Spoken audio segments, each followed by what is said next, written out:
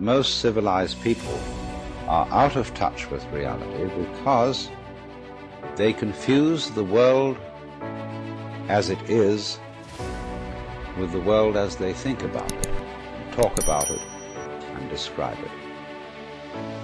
For on the one hand, there is the real world, and on the other, a whole system of symbols about that world which we have in our minds. These are very, very useful symbols. All civilization depends on them. But like all good things, they have their disadvantages. And the principal disadvantage of symbols is that we confuse them with reality, just as we confuse money with actual wealth. And our names about ourselves, our ideas of ourselves, our images of ourselves with ourselves.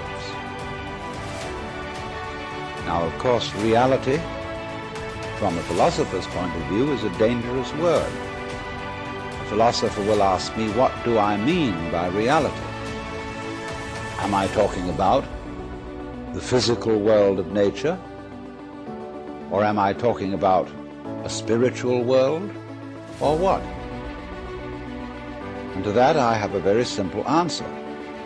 When we talk about the material world, that is actually a philosophical concept. So in the same way, if I say that reality is spiritual, that's also a philosophical concept. And reality itself is not a concept. Reality is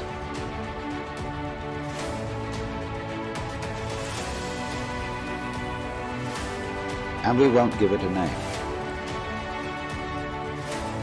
Now, it's amazing what doesn't exist in the real world.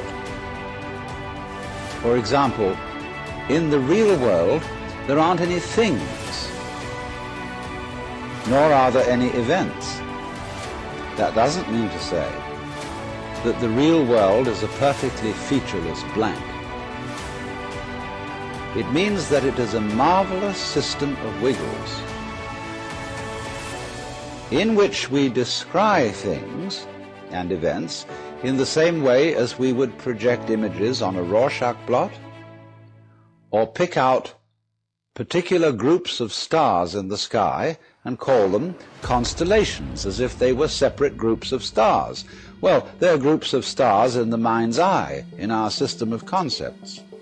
They are not out there as constellations already grouped in the sky. So in the same way, the difference between myself and all the rest of the universe is nothing more than an idea. It is not a real difference. And meditation is the way in which we come to feel our basic inseparability from the whole universe. And what that requires is that we shut up. That is to say, that we become interiorly silent and cease from the interminable chatter that goes on inside our skulls. Because you see, most of us think compulsively all the time. That is to say, we talk to ourselves. And I remember when I was a boy, we had a common saying, talking to yourself is the first sign of madness. Now, obviously, if I talk all the time, I don't hear what anyone else has to say.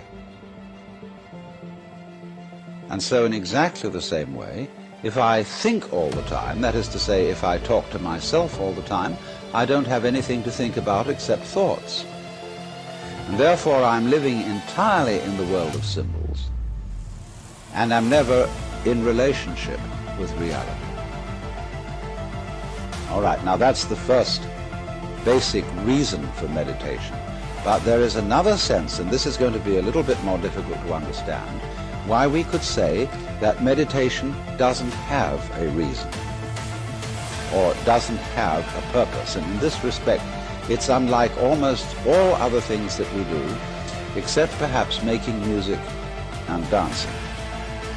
Because when we make music, we don't do it in order to reach a certain point, such as the end of the composition. If that were the purpose of music, to get to the end of the piece, then obviously the fastest players would be the best. And so likewise, when we are dancing, we are not aiming to arrive at a particular place on the floor, as we would be if we were taking a journey. When we dance, the journey itself is the point. When we play music, the playing itself is the point. And exactly the same thing is true in meditation. Meditation is the discovery that the point of life is always arrived at in the immediate moment. And therefore, if you meditate for an ulterior motive, that is to say, to improve your mind, to improve your character, to be more efficient in life, you've got your eye on the future and you are not meditating. Because the future is a concept. It doesn't exist. As the proverb says, tomorrow never comes. There is no such thing as tomorrow. There never will be, because time is always now. And that's one of the things we discover when we stop talking to ourselves and stop thinking. We find there is only a present, only an eternal now. So it's funny then, isn't it, that one meditates for no reason at all, except we could say for the enjoyment of it. And here I would interpose the essential principle that meditation is supposed to be fun. It's not something you do as a grim duty. The trouble with religion as we know it is that it is so mixed up with grim duties. We do it because it's good for you. It's a kind of self-punishment. Well, meditation, when correctly done, has nothing to do with all that. It's a kind of digging the present. It's a kind of grooving with the eternal now. And brings us into a state of peace where we can understand that the point of life, the place where it's at, is simply here and now.